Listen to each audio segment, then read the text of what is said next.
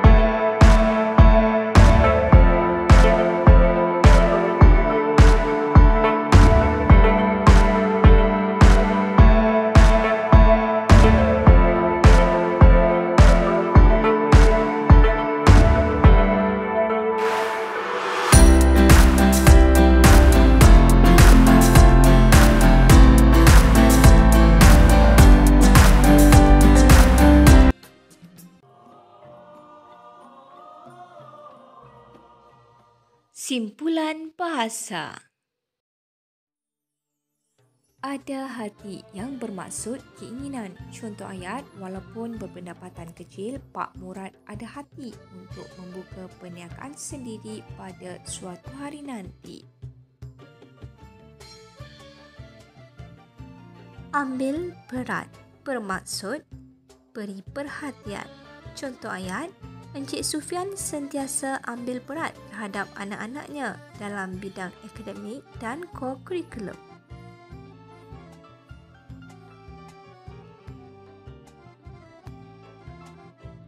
Bekas tangan bermaksud hasil buatan sendiri. Contoh ayat, ukiran kayu itu adalah bekas tangan Encik Hadi sewaktu mempelajari seni ukiran kayu di kampungnya pada bulan lepas.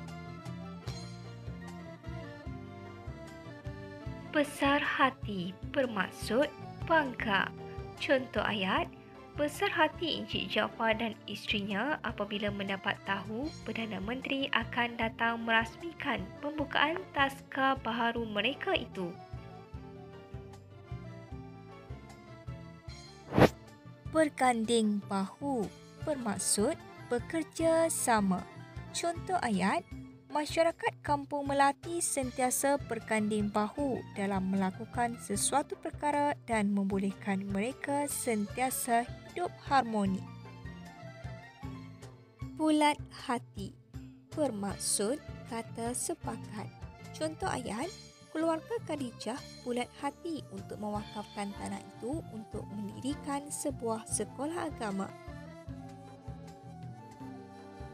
Mandi peluh bermaksud bekerja kuat dan bersungguh-sungguh.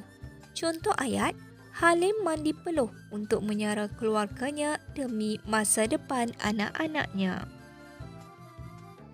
Menambat hati bermaksud memikat hati. Contoh ayat, sikap bersopan santun dan berbudi bahasa Aini telah menambat hati Puan Laila untuk dijodohkan dengan anak lelakinya. Sekangkang kera bermaksud sangat sempit bagi tanah, kawasan, tapak dan sebagainya yang tidak luas. Contoh ayat, hanya tanah sekangkang kera itulah harta yang dimiliki oleh Salim selepas kematian ibu bapanya sejak 10 tahun yang lalu. Baiklah murid-murid, sampai di sini sahaja pembelajaran kita pada hari ini. Sekian, terima kasih.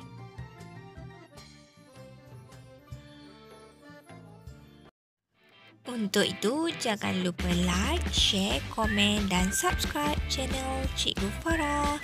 Baiklah, jumpa lagi semua. Okey, bye.